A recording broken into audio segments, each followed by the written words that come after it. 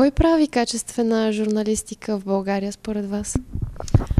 Има медии, които правят качествена журналистика. Смея да твърдя, че медията, в която аз работя, поне всички се опитваме да правим качествена журналистика и влагаме много усилия в това нещо, да направим качествен продукт, който да се харесва на хората.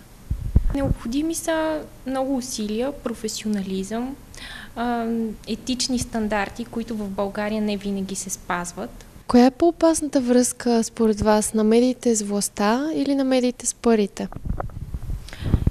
И двете връзки са опасни. Как ще коментирате отношенията между властта и медиите на последните избори? Имаше много интересни моменти, много гафове. Определено има, според мен, на какво да се научат медиите от тези избори, а има и властта на какво да се научи.